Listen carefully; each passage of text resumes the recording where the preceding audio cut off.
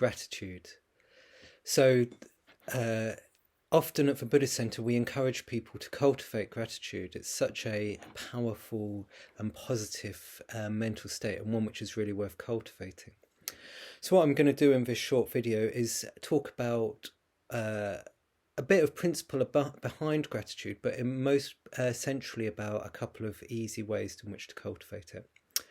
So the first thing to say is that you can't make yourself be grateful. So I don't know about you, but I certainly remember as a young grumpy teenage boy my mum saying, "You should be grateful for blah blah blah blah blah blah," and I remember thinking, but I'm not, and I don't want to be, and you can't tell me to be. And I think there's actually an important truth in that. So without going too far into detail, Buddhism would distinguish emotions. There's a difference between emotions and attitudes or qualities. So emotions, gratitude is an emotion, and we cannot control our emotions. We cannot tell ourselves to feel things. This is obvious, isn't it? You can't tell yourself to be happy. You can't tell yourself to be sad. You can't tell yourself to be in love, and you cannot tell yourself to be grateful. However, you can consciously cultivate conditions which give rise to those emotional states and help them body forth more fully. A good example for me would be a relationship with music. You know, sometimes when you're in a bit of a kind of, I know, slightly kind of melancholic mood, for example, and you can use music to allow that mood to fruit through you more fully, to experience it, to feel it through. Or if you kind of want to be happy, you put on upbeat music and it makes you happy. Kind of it. So again, you see, so you can do things which give rise to moods, feelings, emotions, but you can't just kind of click a switch and make that feeling happen. So the same is true of gratitude. So what is the condition which gives rise to gratitude? I suggest that the attitude is an attitude, or the quality is a quality of appreciation. So really, when we talk about cultivating gratitude, really what I think we're saying is that you can focus on appreciation, and then appreciation will naturally give rise to an experience of gratitude. So this would be the traditional Buddhist way of talking about it. It would say that if we reflect upon what we've been given, then gratitude will arise.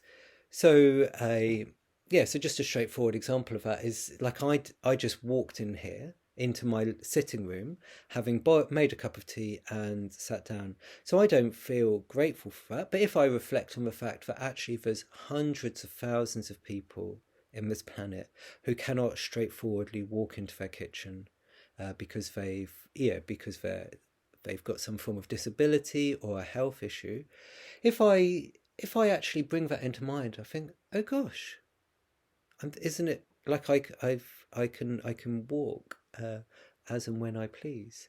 Likewise, you could think, actually, I've got access to immediate electricity and hot water. Hundreds of millions, if not low billions of people on this planet don't have that. And so you can go into a whole kind of guilt trip about, first world privilege and all of that. But I think there's a deeper thing underneath that, or a simpler thing, which is just like, I've got these things, I've got these opportunities. Isn't that great?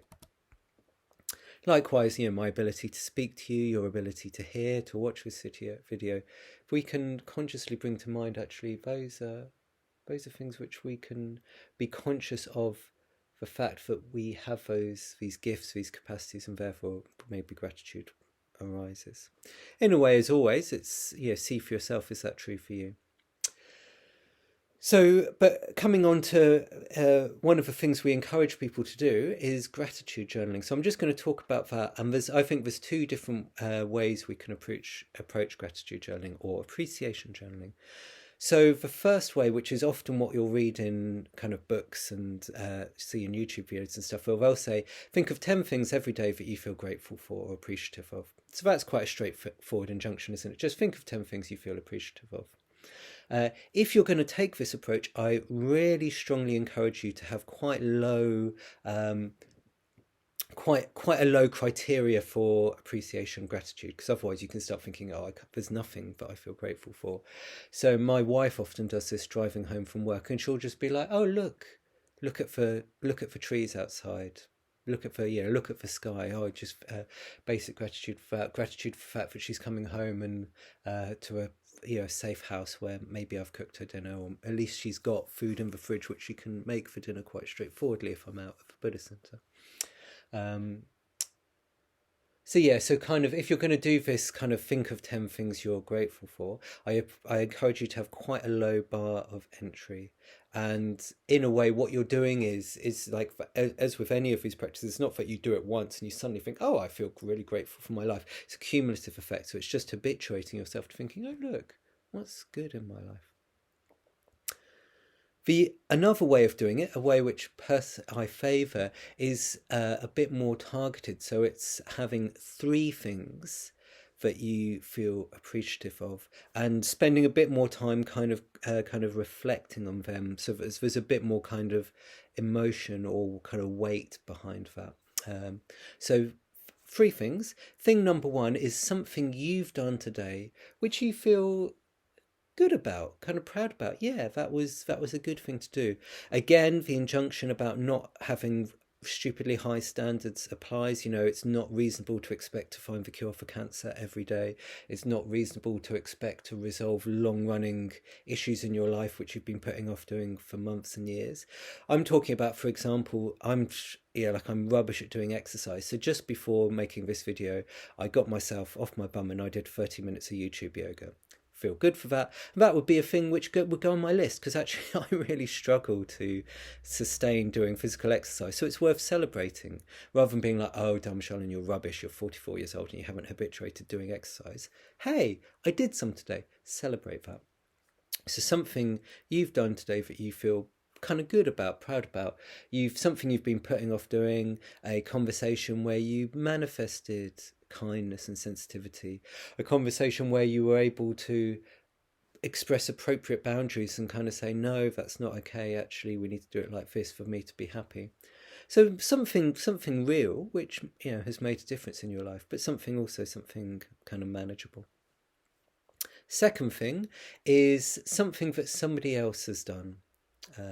So in a way, this whole business of the metabhavana, we're habituating this sense of a a perception which includes other people, celebrates other people. So it could be something you just feel really like. Maybe a friend texted you and said, "Oh, you okay? Oh, was something going on for you yesterday?" That's something you could celebrate.